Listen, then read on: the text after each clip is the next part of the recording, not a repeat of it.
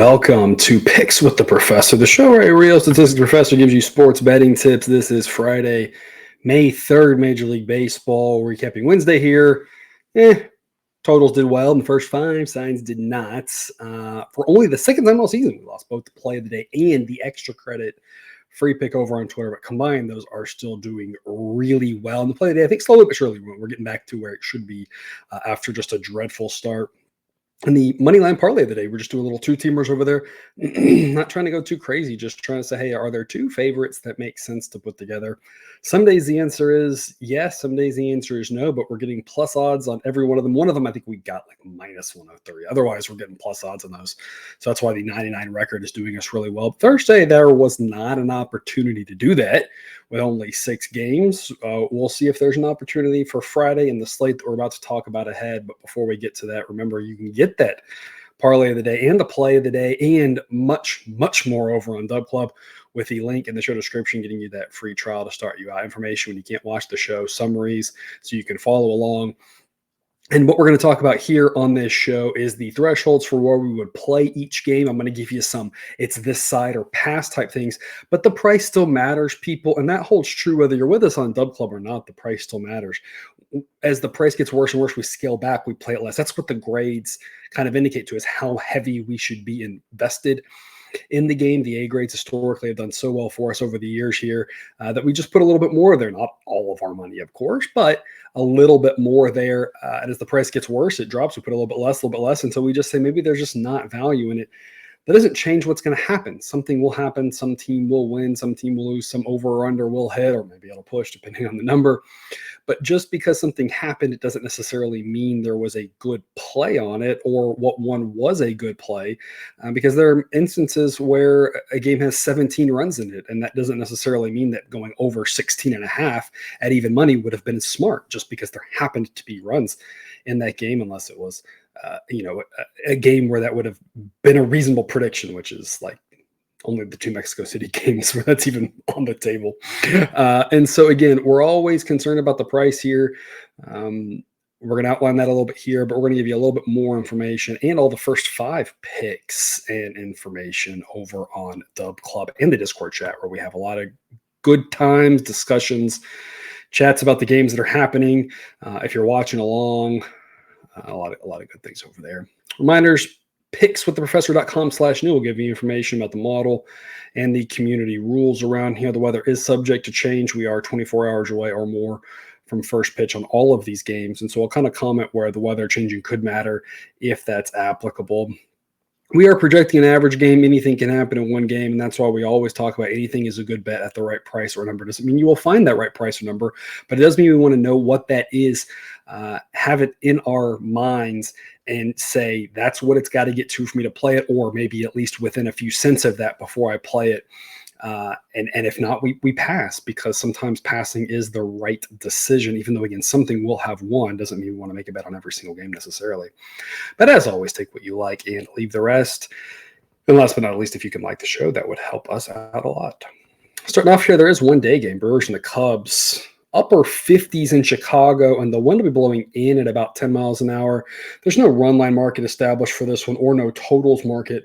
And the reason why, of course, is because the wind matters so much at Wrigley that the whole things could change. They don't mess around with that, even though we're inside 24 hours from recording this show from first pitch. They don't. A lot of markets, a lot of books are not going to hang anything that's related to the number of expected runs until we know for sure. But right now, looking like about a 10 mile an hour blowing in from left center field, and a chilly day is going to make this play very pitcher friendly. That's going to help out the pitchers a lot, and they might need it. Joe Ross, 5.40 ERA in his 5 starts for the Brewers. Underlying metrics are a little bit better than that, but he's not a very good pitcher. He's not terrible, but he's not great. Hayden Wesneski is the projected pitcher here for the Cubs. Honestly, I feel like I get a lot of these Cubs pitchers confused as which ones are in the pen and which ones are starting, and they throw some of them around and change some of them around. The Red Sox could have some of the same problems. And so Wesneski has started once this year, has pitched out of the pen also this year, and did the same thing last year, did a little bit of both. So far, so good for him. The underlying metrics are very solid. It's only 10 innings, so we're not going to overreact to it too much. And you tend to be able to pitch a little bit better as a reliever it's not anymore about like it was, many years ago. It was about, as a reliever, you can come in and throw every pitch as hard as you can. Not everybody's doing that every single pitch. It doesn't really matter if you're a starter or not. It's about the fact that you don't have to hold anything back.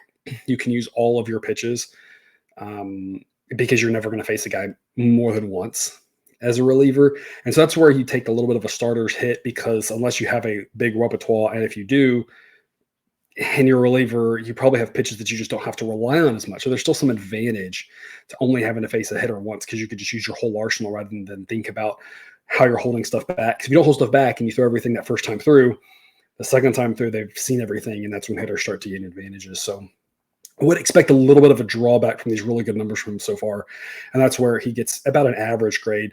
Cubs will have the advantage at starting pitcher, in my opinion. I think Wesneski's the better pitcher by a little bit. Relievers, I'll give the edge to the Brewers. I don't really trust the Cubs relievers whatsoever. Offenses, both just, have had some moments where they've looked good and had some moments where they've looked bad. Overall, the model's not overly impressed with either offense. Got the Cubs winning this 57% of the time. That would lead to a price of minus 134. And of course, right now, we are looking at a current price on the Cubs at, survey says, minus 124. And so we are about 3 cents away from the A-grade price. So I'm looking at this as Cubs or pass. I like the Cubs starting pitcher edge. The price isn't too high on them. One asterisk on this game, of course, the Cubs are playing right now here on Thursday afternoon. The Brewers are not. So checking in on how the Cubs bullpen usage goes today could affect how you view this one, because the Brewers pen will be rested and reset, as the Cubs pen may not be. So it's kind of one asterisk. Might be a reason to look to the first 5 market on the Cubs, especially considering their bullpen is a little bit weaker, and we're seeing some of those struggles play out right now in real time as I'm recording this against the Mets. So Cubs would be the play if I had to make one here. Would not get to the A grade threshold. That is typically the requirement for me to feel confident backing it. But again, the first 5 market might be a better alternative to avoid that bullpen. We're expecting about 8 runs on average here. And again, that is massively subject to change on the weather. If the weather does not change, my hunch is the total is going to be 7.5 or 8. So it's not like it's going to be a great underspot, because the books should know it's going to be a fairly pitcher-friendly afternoon. Tonight games, Orioles and the Reds, Cole Irvin and Hunter Green for this one. About 70 degrees for the totality of this game. A little bit above to start, a little bit below to finish. Wind will be blowing, looks like mostly across, but only at about 5 miles an hour. So not going to make a huge difference one way or the other. Cole Irvin kind of aligns exactly what Cousin Jared was on the show yesterday saying with these Orioles pitchers. A bunch of them who are just kind of mad, but turn out to have good numbers, whether that's the Adley Rutschman effect, whether it's a pitching coach, whatever it happens to be. Very respectable ERA so far this season in his 5 starts, fit pretty good, except a little bit higher, but always a guy who just seems like he's doing better than you think he should, against Hunter Green, who has pitched very well so far this season as well in his 6 starts, 3.63 ERA and a fit below 3. So if you're a Reds fan, you have to be really pleased with what you've seen from him. His projection continues to improve, and he's trending towards a top 30 pitcher in Major League Baseball. Obviously a young guy. All these Reds pitchers seem like are young and have a lot of upside. And if they can stay healthy and continue to improve, as I've said before, that's the area that the Reds are going to have a strength and be able to compete, is that rotation has the potential to be really good. And in this game, they do have a starting pitcher edge. They do not have an edge on offense, of course, and that's where the Orioles, why we have the Orioles as favored to win this game 54% of the time. They are such a good offense, and it's just really hard to keep them down. Right now, we would be leaning Orioles. They're nowhere near that minus 106 A grade. So right now, I would be eyeing them. It'd be Orioles or pass. The price in the Reds is not good enough. And I'm not dying to look at the first 5 market on this one personally, just because of the fact that the Orioles pen, while not exciting, I don't think is any worse than the Reds bullpen. And I'd almost rather get to the pen, because it's not so much that the Orioles have a huge edge in the bullpen, maybe a small one. It's just that the Reds' edge of starting pitcher is going to dissipate once we get to the later innings. Obviously, the big question, though, and why we've talked about maybe the model is doing really well at first 5, is because we know kind of what's going to happen for the first 5 innings. We know if it's a struggling pitcher, we project some of these pitchers for less than 5, especially based off if they've been pitching out of the pen or not going deep. But most of these pitchers are going 5. And then the big question, especially with a guy like Hunter Green, who's the star of the show here for Friday night for Cincinnati, Is he going 5 innings? The Orioles got a great chance to win if he only makes it 5.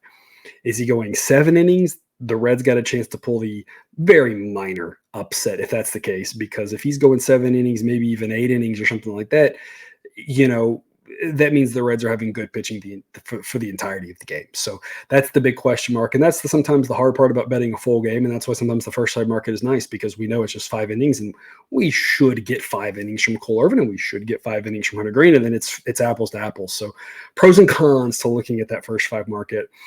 A game that we're projecting 9.7 runs, and it's a fairly hitter-friendly ballpark there in Cincinnati, and the conditions will make it play probably like an average night, not quite like a hot night with the balls flying out like crazy, but still hitter-friendly there, and expecting something over 9. Now, of course, the question is, can you go over the full game total or not? Right now, I'm seeing a 9 at pretty reasonable price. I don't think it's a bad thing to pull the trigger on and go over.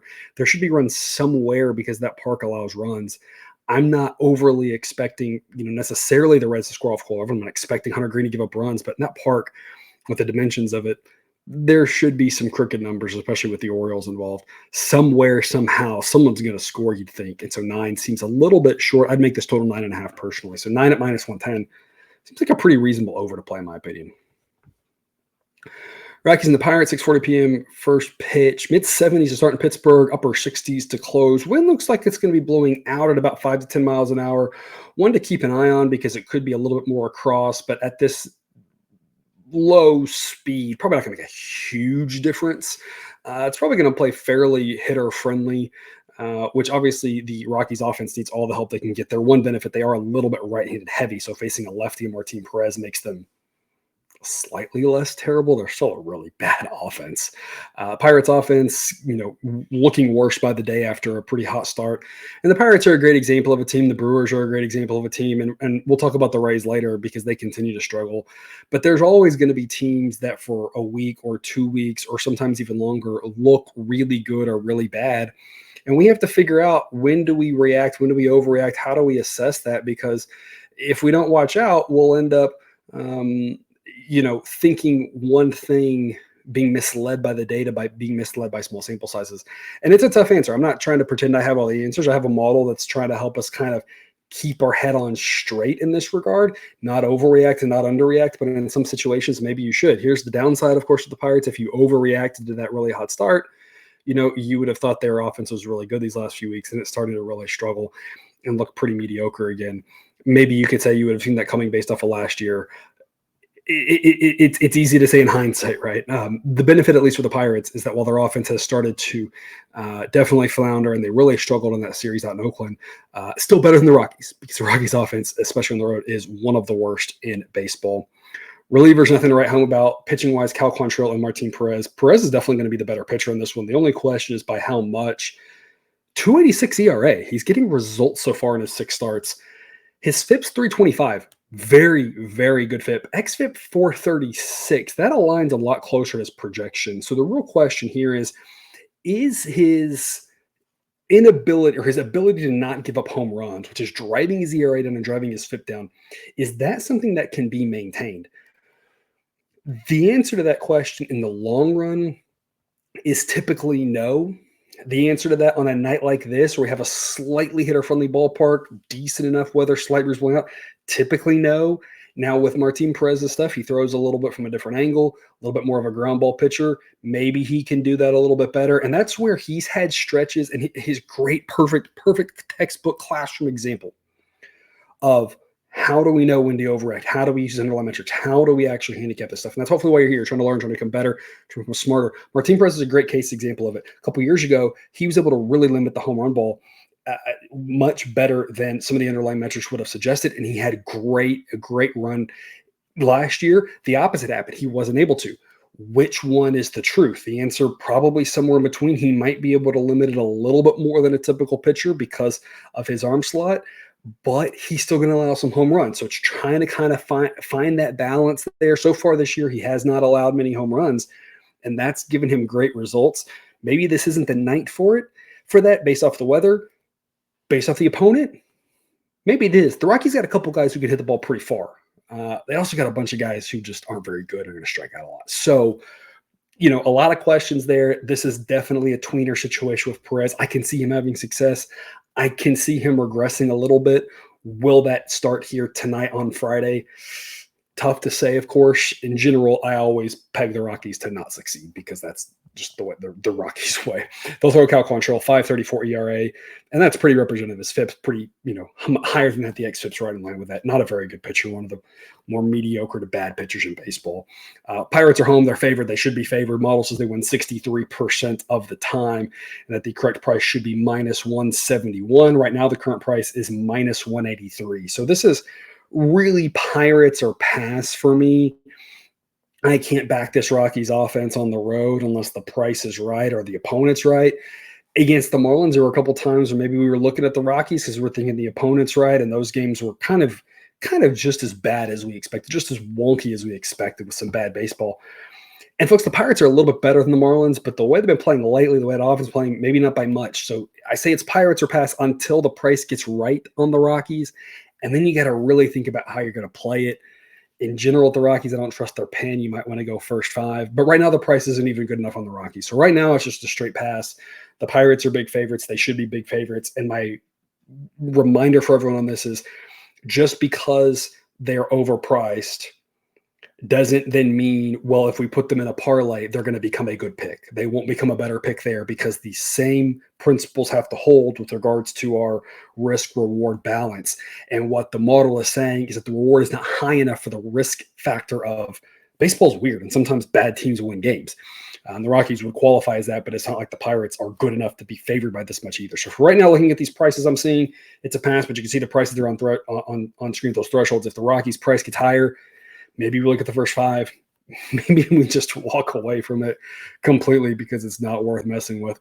Projected total in this game, 9.1. I'm seeing an 8 right now. It's got a little bit of juice. Might be looking at going over 8.5. Might be looking at a first 5 over. Either one of those could make sense based off the park, based off the night, based off Cal Quantrill. The fear with going over is this Pirates offense has completely disappeared at times. This Rockies offense on the road can completely disappear. So the model kind of is saying over or pass, but it's definitely a scary overplay because both these offenses can really crap the bed, for lack of a better phrase there. Giants and Phillies, Jordan Hicks and Aaron Nola will face off in what shapes up to be one of the better pitching matchups of the night. According to the model, the 11th and 27th best starting pitchers. Hicks has been a revelation this year for the Giants. Probably not quite as good as that 159 ERA, but his FIP is right above 3, the xFIP in the upper 3s. Very good pitcher, done very well. Aaron Nola, I still don't know what to make of this. And it's funny because, again, I've mentioned this before. He's a guy who's on my Dynasty League baseball team, and I don't even know what to make of him. Every time I think I figured him out, he does something completely different. He's historically been one of the most extreme home road split pitchers in baseball. And so he's a guy I don't like to fade in Philadelphia because historically he does much better than there by a much larger degree than most every other pitcher does. Every pitcher does a little bit better at home. And I think when you look at his underlying metrics, though, it kind of confirms what I'm saying. His ERA is good and his xFIP's good, but his FIP is at 440. And that's a little bit of a concern, too. That probably speaks to the fact that he's given up way more home runs than usual. He had that problem last year, so it's not really a small sample size thing. If he can kind of go back to giving up home runs at a much normal rate, I think you're looking at, again, a top 10 pitcher in baseball, maybe even a top 5 pitcher who can really dominate, can go deep, give you a lot of strikeouts, and makes for just an insane 1-2 punch with him and Zach Wheeler.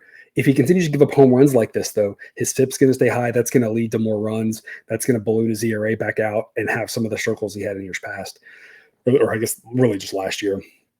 So, I mean, just a bunch of question marks on him. He's good for sure. The only question is just how good, what's going to happen with this home run rate. Maybe the Giants offense isn't the one to take advantage of it. We talked a lot about this Giants offense. Grades out okay. Grades out better than the Phillies offense, but they can absolutely disappear as well. A very high volatile offense. And that is what's going to happen when you have guys like, and I mentioned yesterday, Jorge Soler, who's a guy who can hit the ball country mile, but can also go long stretches where he really struggles and does nothing but, strike out and pop up. And so when you have these sort of hitters like that, you kind of never know what you're going to get from them. So the model thinks the Giants have a slightly better offense, but it's, again, with a lot of volatility. The model still believes in the Giants bullpen and the Phillies bullpen, which is interesting because neither one of them's performed extremely well this year. But bullpens can be volatile in general, and the model still has faith that both of these bullpens are pretty respectable. And that might lead you to attacking the total rather than the side on this one. The projected total of 7.2 is largely in effect here. The fact that we've got two good starting pitchers, I'm not really sure I trust either offense. And again, the model still does believe in both of these bullpens despite their early season struggles. So the total market might be one to look at. With regards to the side, we are in A grade territory for the Giants. The A grade threshold is plus 125. And at the moment, you can grab the Giants for plus 136. So we would be in that A grade threshold for the Giants. I'm not sure I'm running to do it. You definitely want plus odds in this case because the Phillies are slightly more likely to win than not. It's just tough to fade Nola at home unless you're getting an insanely good price. Maybe it's a first five play, first five run line. You just hold your breath out for a tie. This is definitely a classic case of there's probably some value in the Giants because Nola might not be quite as good as being treated, but there's so many question marks about Nola. But again, even though the Giants price seems like it's really good, I'm just not sure I'm dying to play it at this point. If this game was in San Francisco, I'd feel a little bit better about it. And I love Jordan Hicks. We've been backing him a lot this year, and he's made us a lot of money. But it's some of these concerns, like I said, that make me think maybe the total is a slightly better indicator. The other thing that's going to help us with the total is that it's a chilly night in Philadelphia, mid-50s, and the wind looks like it might be blowing in at about 10 miles an hour. Right now it's in/across. And so if it shifts to being more in than it is currently now, this total projection is probably going to dip into the upper sixes. If the wind shifts to being more across, it's probably going to go more into the 7.5 range. So obviously, we'd be looking to play something like an under 8 here, and that way you've at least got push protection if it lands something like 5-3. But I think under, whether it's first five or full game, might be the better way to play this. It's Giants or pass. I'm not saying I love playing the Giants, but I am saying that the price is a little bit too steep for this Phillies team who has looked great at times this season and has looked pretty questionable at times this season and maybe isn't quite worth the price that they're at right now, given the fact that their edge at starting pitcher, I'm not sure how big it is because I do think that Jordan Hicks is a pretty good pitcher.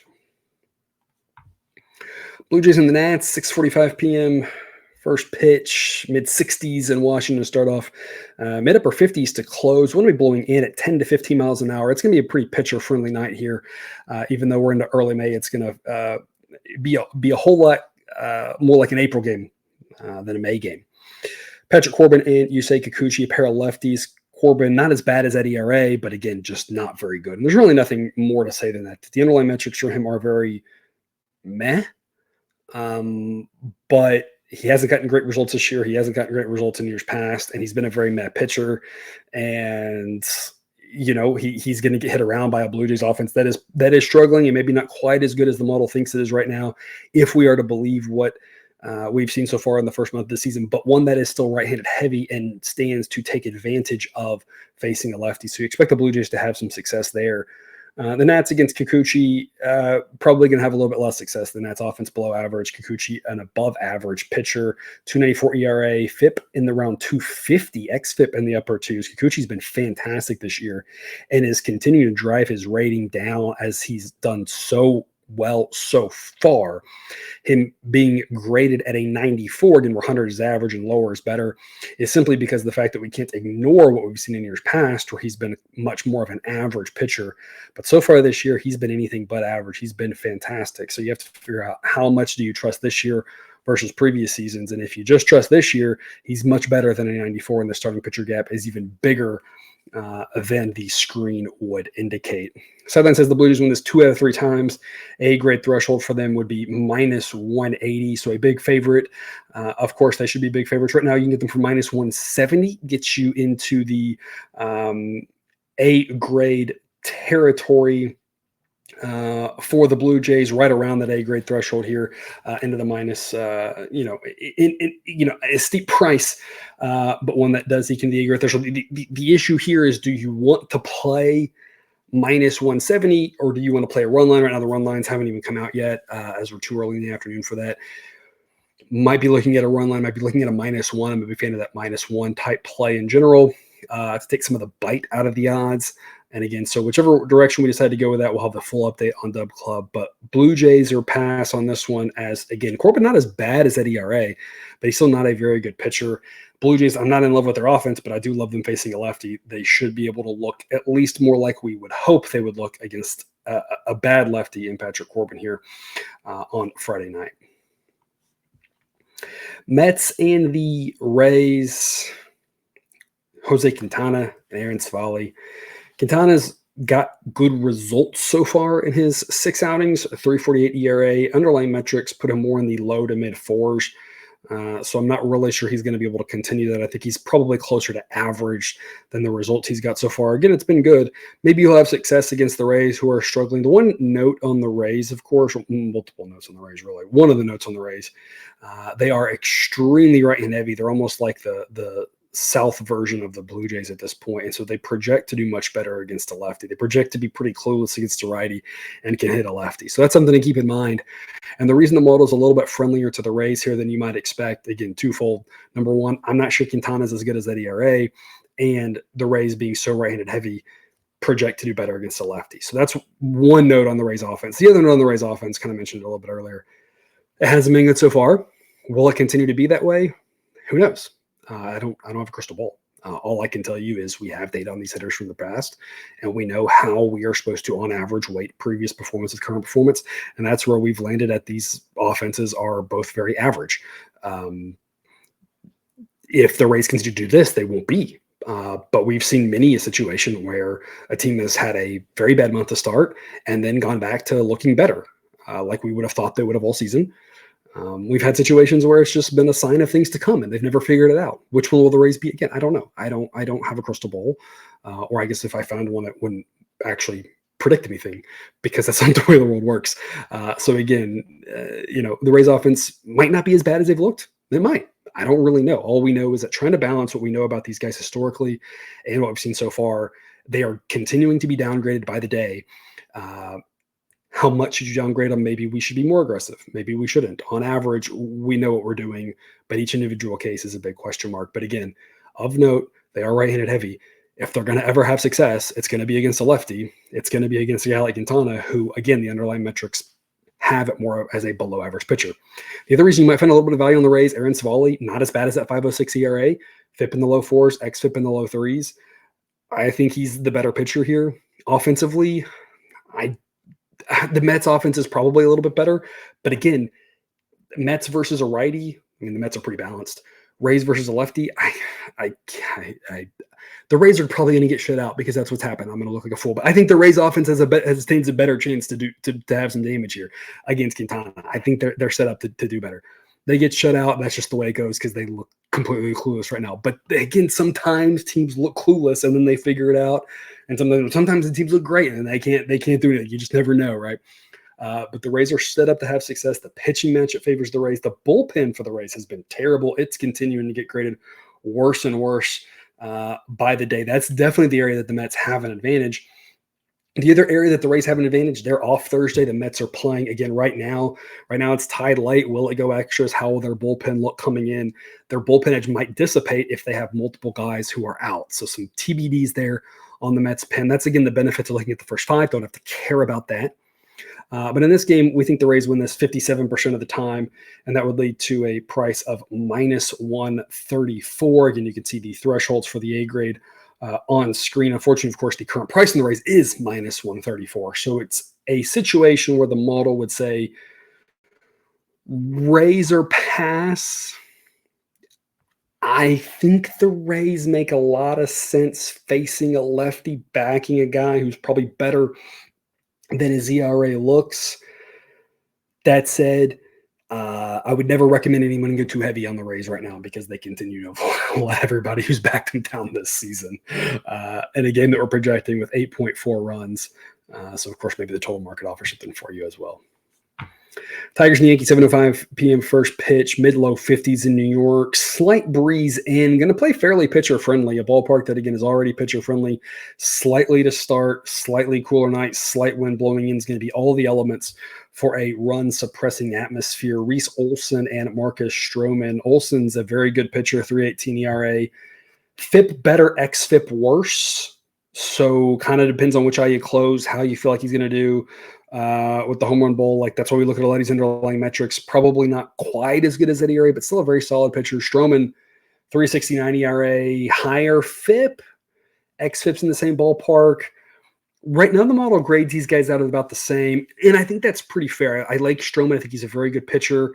I've liked Olsen. I think he's a good pitcher. I think both of these guys are graded pretty accurately, and then I think what the 94 grade is telling me on both of these guys is they're both good. They both have potential to have a great night. They both have something when you look at them that kind of says they could just be average, ignoring the offenses and who they're facing, because that kind of matters in this case.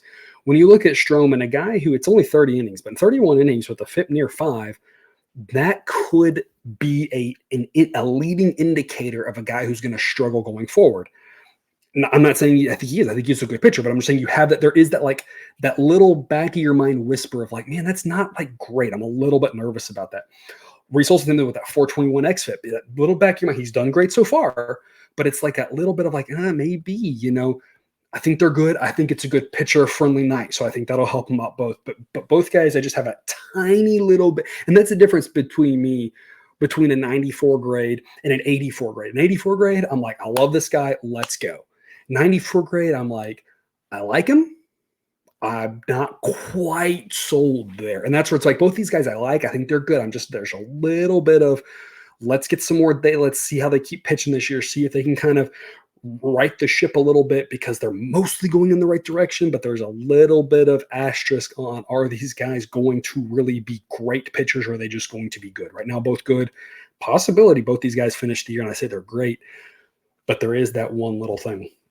Offensively, massive Yankees edge. The Yankees have a good offense than Tiger Stone, and that's kind of the big reason why the Yankees are favored, why they should be favored. The model says they win this 61% of the time. Right now, I'm looking at minus 152 is the current price on the Yankees. The model says it should be minus 154, so maybe a slight Yankees edge. Anytime we see there's a Yankees edge, we say it's probably worth going for because it doesn't happen a lot. So it's Yankees or pass for me. With regards to the full game, bullpens are pretty much a wash, so I'd kind of have the same perspective on the first 5. Difference there is probability gets a little bit different because the probability you win in 5 innings versus 9 changes because of the sample size difference and opportunities. And that doesn't make any sense to you. Think about with a 1 inning, right? Like a bad team can win 1 inning much easier than they can win 5, easier than they can win 9, right? So there's some of those caveats, but in general, it's kind of the same handicap. Things are all pretty even. It's just the Yankees offense is better. And so that extra 9 innings gives them a little bit more chance to show that. If there's an edge in the Yankees, it's never a bad idea to play it, but we just gotta make sure we're not paying too big of a price. Right now, we're kind of in that grayish area. But again, night that do expect both pitchers to be able to have some success based off the weather conditions. And like I said, I do think both of them have upside to improve as the season goes along. Angels and the Guardians. Cleveland will be about 60 degrees for this one. Slight breeze at about 5 miles an hour. We're going to play pretty pitcher-friendly. It's a pitcher-friendly ballpark to start with.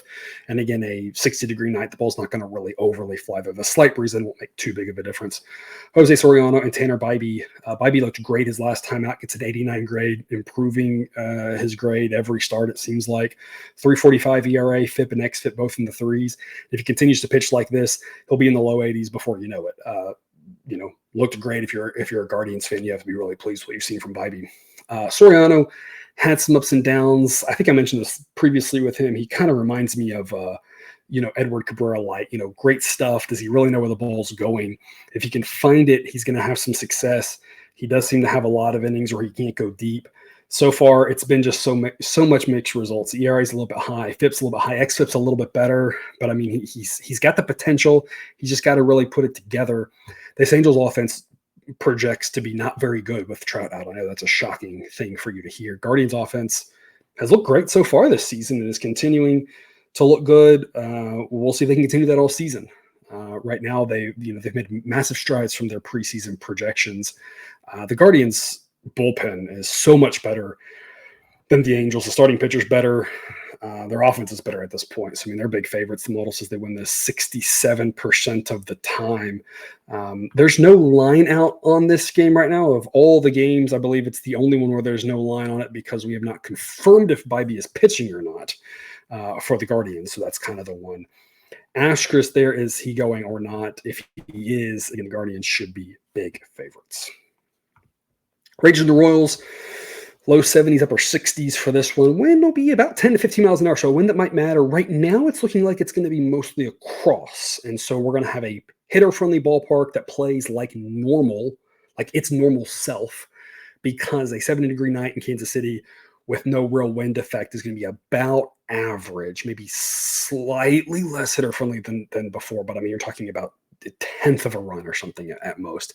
It still should play fairly hitter-friendly. The wind does look like it's shifting, though, so one that we're going to keep an eye on. If the shift in the wind comes a little bit later and it's mostly out, like it looks like it might be to start with, more out than across, that's going to make it real hitter-friendly. Later on, it looks like maybe a little bit more in. The timing of that wind change matters. Again, the wind's going to be strong enough to have some potential effects here, and so we're going to keep an eye on that because that could change your projected total from the low 9s to the upper 9s in this one. Michael Lorenzen and Brady Singer. Lorenzen, just very respectable. I mean, a pitcher that I don't really think there's anything to write home about here. 4.24 ERA, FIP's a little bit higher than that, projects a little bit higher based off the underlying metrics, but I mean, not bad, just kind of run-of-the-mill, eats some innings pitcher. Brady Singer is the guy to talk about. We've talked a lot about him. His results have been fantastic this year, 2.62 ERA. FIP and XFIP are in the 3, still really good, still doing better than not. Again, a guy who we've talked about all season. I think he's making strides to go the right direction, get back to his previous status as one of the stronger pitchers in baseball. And now he's up to the 50th rated pitcher. If he keeps pitching like this season, you're going to continue to climb those rankings. So things have been looking good for Singer. I have no problem backing him at this point. The Rangers offense looks to be better, but the Rangers have been struggling here so far this year. Your cousin Jared and I talked about it yesterday, that this is a very confusing AL West. Right now, we've got this as a straight toss-up, 50-50, and not even leaning one way or the other, straight 100s for each side. You can tell they're based off of the A-grade thresholds, that the A-grade threshold for the Royals is slightly less, which means we think that the Royals should be like the slightest of favorites, I guess. It's like so rounding here. It's like literally flip a coin in this game. And so any team with good enough plus odds would be worth a play here. Based off the prices right now, the Royals are pretty big favorites. And so as much as I like backing Singer, the price just isn't there for them right now because I do think he's the better pitcher here, but I still have more faith in this Rangers offense and this Royals offense. And while I know the Royals offense has performed pretty well this season and the Rangers offense has been scuffling again, we don't want to necessarily overreact to just 1 month's worth of data. And so if the Rangers offense truly is better than the Royals offense, this is much closer to a coin toss than the market indicates. So it's Rangers or pass. The way the Rangers are playing right now, maybe you pass. They've definitely been a little bit shaky so far in the season. Maybe the first 5 market offers something here. The counter to that, of course, is that the Rangers bullpen is better. And so you're kind of missing out at that point if you're playing the Rangers in the first 5. Maybe at that point, the Royals are a better first 5 pick because they are decent favorites in the first 5. The issue is just what's the market going to price it at? If the market can price you in the same range of minus 110 for the first 5 for the Royals, I think that makes a lot of sense. If they're going to price it at minus 130, that's going to be too steep. They're saying Singer's the better pitcher. We know that it's true, and there's just no edge. And that's, of course, the thing is it's not to say that I don't like this Royals team or I don't like Singer. It's just to say if everybody's pricing things the way that they should, then there's just not any value because we're just going to be playing right at the same percentages. It's like if I went up to you and said, you know, I'm going to flip a coin and you're going to bet me $1. And if you're right, you're going to win $1. And if you're not, keep the dollar. He would say, like, well, there's really no point in that because in the long run, we're going to play even. The value comes for me, if you have to bet $1.20 to win $1, then I've got value. The value for you is if you can bet $1 to win $1.20, right? It's that little difference that matters. And right now we're kind of in line with the market on the Royals. And so I don't like them. I think they got a shot to win this game. I'm not sure they should be favored as much as it is. So it's looking like Rangers or pass. Get that one. Mariners and the Astros, I guess a big series for the AL West at this point, early in the season, because the Astros, can't fall too far out of it. And the Mariners rotation continues to look good, led by led by anybody, honestly. Kirby and Castillo are both really good. Kirby will be the guy here Friday night for the Mariners. Blanco is the de facto ace for the Astros, I assume. We're still calling that, Verlander and Fromber, who looks to be coming back in this series. But Blanco's been their best pitcher so far this year. 5 starts, 1.65 ERA, mid threes for the FIP. XFIP's in the low 4, so he's good, not great. I still think Kirby's the better pitcher, even though Kirby's ERA is higher. Kirby was great last year. Kirby's FIP, even this year, is 205. There's nothing wrong with him. He will be fine. Kirby's a really, really good pitcher. Blanco's not a bad pitcher. 2 good pitchers here. It's just I do think the Mariners have the edge in the starting pitcher department. We've still got the Astros offense is better, as much as, again, they've struggled so far. We'll see. We'll look back in a couple of months and we'll see some of these hot and cold offenses, and there will be some of them assuredly that we will say never figured it out and we should have reacted stronger, but there's going to be some of them that are going to bounce back and look just fine. We don't know which ones are which. The model still thinks the Astros offense is going to be just fine. Their biggest issue is the bullpen. The model still believes in the bullpen. The arms are there. They just haven't looked good so far. And that's what we talked about with Cousin Jared. That's really their hope. They got to figure it out. Whenever their bullpen figures it out, that's when they'll start winning some more games. Whenever they get their starting pitching healthy right now, they've got too many starters who are terrible right now because half of them are hurt. That's the biggest thing. So when you look at this game here, you assume the relievers will kind of figure it out. Astros have one of their better pitchers going. The only counter to that is, of course, again, going up against a guy like Kirby makes it where it's not really a slam dunk for the Astros. The model says they win 56% of the time that they should be favored. They are favored. They might have a little bit of value back in the Astros here. Right now, you can get minus 121. You're really needing another nickel before you get to that A grade. So it's Astros or pass. And again, I've said it all week, I don't know what the market's view of this Astros team is. It's bonkers to me. It just every game, every time even the same pitchers, one time to the next time, it's like they're viewed completely differently. It's the weirdest thing I've ever seen. And that's partially because this team is very confusing because they've been good for so long and things just aren't working for them this year. So, it's just a game-by-game case, right? On a night where the market is down on the Astros, they're going to have some value back. On the night where the market's high on the Astros, we're going to run to fade them, right? And so it's Astros or pass. I'm not saying I'm running to do it to fade Kirby, but minus 121 is a pretty good price because Blanco's not that bad of a pitcher. It's very different than some of the other Astros starting pitchers that they have right now that I'm kind of eager to fade because I just don't really have a lot of faith in them. So we've done pretty well with this Astros team. We've faded them a lot and made money. We've backed them a few times and made some money. We've passed a few times and not lost money, which is always a good thing. And so I think it's Astros to pass at this price. If it does the same thing that they did the other night, though, when the Astros get to like minus 140, would not be playing them at that price. I'm only saying this because it's minus 120 right now, which is reasonable to play the Astros. That it's not the best price in the world, but it is reasonable. First 5 on the Astros may not be a bad look either.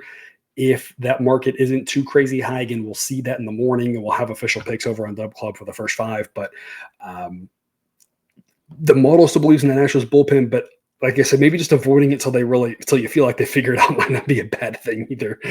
So maybe a first 5 look again, as long as the price isn't too high. But as always, folks, whether it's first 5 or full game, shop around. Every time you can save 5 cents, that's 5 cents that you win more when you win. 5 cents you lose less when you lose. You're going to win some, you're going to lose some. So every 5 cents matters. If you don't multiple books, make sure you add BetUS to your repertoire today. Link in the show description will get you 125% bonus on your first ever 3 deposits. BetUS, America's favorite sportsbook and casino. Live betting and racebook. We're celebrating 30 years with a historic offer. A 125% sign-up bonus on your first 3 deposits. Plus 10% gambler's insurance. Get started today. BetUS, where the game begins. Continuing on with the Red Sox and the Twins, 8 p.m. first pitch, upper 50s for this one. One to be mostly across, about 5 miles an hour. Slightly chilly overall, and Minnesota will make it play a little bit pitcher friendly. Who does not need that help is Tanner Houck, who's just driving up the ratings, looking fantastic so far this season for the Red Sox. 160 ERA, FIP in the upper 1s, xFIP in the mid 2s. If he continues to pitch like this, he'll be in the single-digit rankings in no time. Chris Paddock, not as bad as that 5.88 ERA. The underlying metrics have him more in the 4s, but again, the mid 4s aren't good, so just an average pitcher. I don't trust this Red Sox offense right now. I don't really trust this Twins offense right now, but it's funny, people talking about, offenses are bad. Like, tell me an offense you trust at this point. Like, the Rangers offense is supposed to be good. I don't really feel like it's been great this season. The Astros offense, like some of that guys' numbers are good, but it hasn't helped them win any games. That's for dang sure.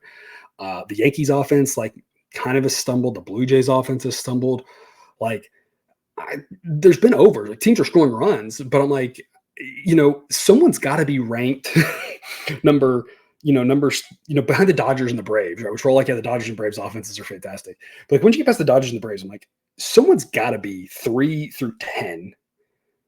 And I'm not sure, like, I guess, yeah, it's like teams like the Astros, but like, or I guess the Twins, because they've got some guys who can hit, but like, man, I just don't, they just aren't doing. And the team that's been better, team like the Royals, were like, sure, but like, it's a long season and I don't want to necessarily overreact. Like, you got to show me a little bit more. So I think it's interesting because there's a lot of these offenses here that are ranked, 7, 8, 9, whatever. I'm like, I guess someone's got to be there. I don't know who it is, So I guess we'll say the Twins have a better offense here. But of course, anytime you've got a big pitcher edge like the Red Sox do with Tanner Houck, it can keep you in the game. The offensive discrepancies and the home field kind of balance with how it models is, it's pretty 50-50 coin toss type game. And again, you can see the 8 grade thresholds there on screen. The current price is pretty spot on. The Twins are the slightest of favorites. And if you look on screen, I guess the models of the Twins should be slight favorites, but I mean, it's not by much. There's really not much of an edge in the Red Sox. But me looking at this personally, it's Red Sox or pass. I'm not running to fade Tanner Houck, and I'm not running to back this Twins offense. I'm not running to back the Red Sox offense, but at least Tanner Houck is something you can hang your hat on. So there's not really any value in the Red Sox. So I'm not jumping to play them. But if the number moves and gets any better on the Red Sox, or maybe there's a first 5 edge, I think the Red Sox can make some sense. Or if nothing else, as much as the model likes his Twins offense, the price just isn't there going up against a guy like Tanner Houck, who looks like the real deal. Moving on then to the White Sox and Cardinals. Upper 60s in St. Louis, slight breeze in, going to make it play a little bit pitcher friendly here on Friday night. And yeah, I mean, what do we even need to say about this game? The offenses are very different, and the starting pitchers are very different, and the relievers are very different. I mean, this is just, I can sing the praises of Sonny Gray. He's amazing. If he keeps pitching like this, he'll be in the top 10 as well.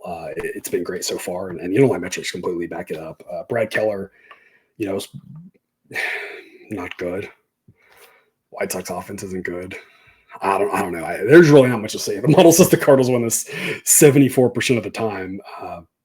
This is one of those things where, like, you just have to be careful about laying big odds because weird things can happen in sports. But this is why we have a model to help us know if the number's big, too big or not. I mean, we're kind of right at the A grade threshold. Like the White Sox, they won those 3 games against the Rays, but like the Cardinals are better than the Rays. At least right now. Sonny Gray is incredible. Like I don't right now the Cardinals are minus 250. I don't see why you don't just play that. Maybe you're looking at run line. I hate the run line at the home team. I'll make the -1, but I mean, even a -1 is not going to do you much good. Maybe it's a good money line parlay play. We've been doing pretty well with those lately. We've done pretty well with the White Sox first 5 picks as of late too, but like I'm not running to play that with Brad Keller versus Sonny Gray. So I mean, it's Cardinals or pass, and the Cardinals price isn't bad. It's just how do you handle the -250? So for me personally, I'm kind of thinking money line parlay is a good option. Maybe a -1 takes the bite off a little bit. Honestly, maybe rather than the -1.5, maybe you just go like -2.5 and just kind of say, let me get some plus odds and say the probability is that the Cardinals just kick the crap out of them. I don't know. But the White Sox have been a team we've backed at times. I don't think this is the time to do it whatsoever. So it's Cardinals one way or the other for me. You just got to figure out how you want to handle that. But the Cardinals are big favorites, and maybe they should be bigger. This is one where the price is -250 now. I would not be surprised from the morning it's like -300 because it should be around that. They probably can't make a price high enough to entice me to play the White Sox. Doesn't mean the White Sox can't win. It's just I just don't think we're going to see a price high enough to make it worth it.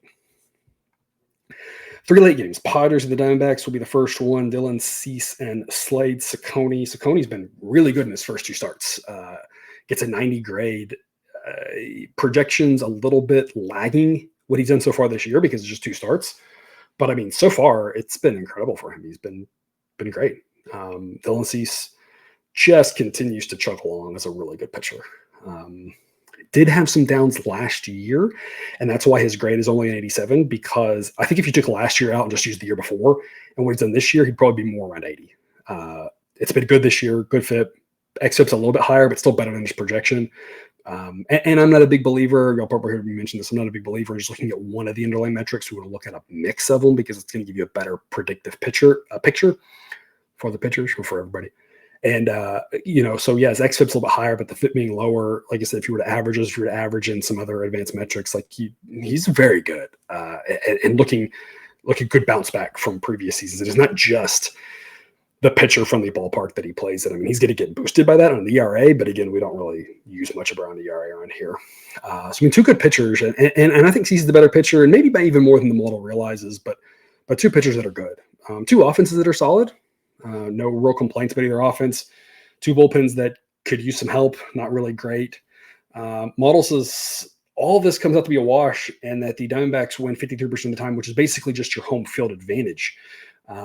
This is an interesting take here. We'd be on the Diamondbacks right now. It's the market's got it at 50-50. So the market's got it as the Padres are the better team in the situation, and that offsets with home field. Whereas Sideline says everything offsets and the Diamondbacks should be favored because of home field. My hunch is that's because the market really respects Dylan Cease, and they should. He's a very good pitcher, but I think maybe we're disrespecting the work of Slade Cecconi. The model's not built to overreact to what a pitcher does in the first couple starts of the season. If Cecconi actually pitches as well as he's done in these two starts for the rest of the year, he'll be like a top 5 pitcher probably. And you can see he's still greater than a 90. We're not overreacting yet. So I think the reason there might be a little bit of value in the Diamondbacks here, and maybe you look at first 5, maybe full game, the bullpen's probably a wash. So really it's just all about the price and where can you get a good edge. But you're looking at not a huge advantage for the Padres at starting pitching, which is crazy to say because Dylan Cease, again, is very, very good. It's just Cecconi's you gotta consider him as not that far behind Cease. He's not there. And again, this year it's only 2 starts, but in his, minor league data and his previous year's data or whatever, the potential was always there for him to be good. And as much as you talk about, it's only a couple starts or whatever, we still have in the same hand, how do we handle Cease's last year, right? If we just completely throw that out, then I think you could get to this number. But is that the smart thing to do? I don't know. If we're just going to throw out Cease's last year and just say, well, that's not real, he's better than that. You could also just say, well, then maybe Cecconi's this good as well, right? And make both the pitchers better. So it's kind of like if you're going to try to do some mental gymnastics, to justify why one guy's whatever better or whatever, you apply the same scale to the other guy, you kind of still land at the same spot, right? Cease is better, but maybe not by that much. Maybe not, at least. Anything can happen in one game. So, anybody can get lit up in one game, right? If Cecconi throws a shutout and Cease gets lit up, I'm not sitting here like, I'm a genius and I call. That's not what I'm trying to say, right? Anything can happen in one game. So one game doesn't prove anything, period. But what we're saying here is that I think both pitchers are good. And we might be getting a little bit of value because people are a little bit thinking the gap here is large. And I think the gap exists. I just don't know how big it is. So Diamondbacks or pass is kind of the way I'd be looking at this one. Marlins and A's, upper 50s in Oakland. Wind will be blowing out. It'll be pretty normal. The wind blowing out in that temperature will kind of be a normal-ish mix. Normal night might have a little bit slightly less wind, slightly warmer temp. It'll all be about the same. Kind of come out in the wash here. Ryan Weathers and JP Sears, a pair of lefties, both with ERAs in the mid-4s, both with underlying metrics around 5. So far the underlying metrics this year point to Sears being a slightly better pitcher. The underlying metrics from last year point to Weathers being the slightly better pitcher, and that's why they offset. They get identical 111 grades. Neither one of these guys is someone that I really trust. I don't know. I've said it all year. This A's team is so interesting to me. Their relievers look better by the day. Their offense looks worse. Is that real? Let's come back in a month. We'll find out. But so far, they're pitching really well. It's the exact opposite of last year's team, and it's a new revamped bullpen. So I'm not really surprised about that part. I'm surprised about the offense. That it's mostly the same offense, and they've gone from a respectable offense to they just look clueless. It looks like they're a weak spot. And so will that continue to hold? I don't know. And that affects how you play the totals, of course, because I don't think that changes necessarily if the team is the projection of the team with regards to winning. Because if you kind of react a little stronger to this year's data, you'd say that the A's offense isn't as good as the model has it, but their bullpen's better. And it kind of just comes on the wash. But it does affect your projected total by, a half a run or even a full run up or down, right? This Marlins team is just terrible as well. I don't know. It's kind of like so with the Marlins Rockies, right? It's bad baseball. Who really knows? A's should be slight favorites, I guess. I don't know if that's as much because, they're the home team or what, but, they've won more games this year. So whatever it is, there's that. The question is how much should they be favored by? Right now, I'm seeing minus 130 on the A's. And I said from the start, I was on record early on in the season saying, I don't know how early you'd have to go back to find this. Don't do it because you're just going to waste your time. But I said early on, I was like, hey, this A's team is not as bad as people are making them out to be. I have a future on them for their season win total over because it's like they're not this bad. They're not as bad as they were last year. That doesn't mean that they won't fire sell everybody off and just completely tank later. But like I didn't think they'd be as bad as the perception was. And lo and behold, right now they're 15 and 17. That said, I'm just not sure they're that good either. And this Marlins team isn't very good either. I think my thought on this is kind of like it's Marlins or pass, not because I think the Marlins are really good, all about how do we get plus odds in this game?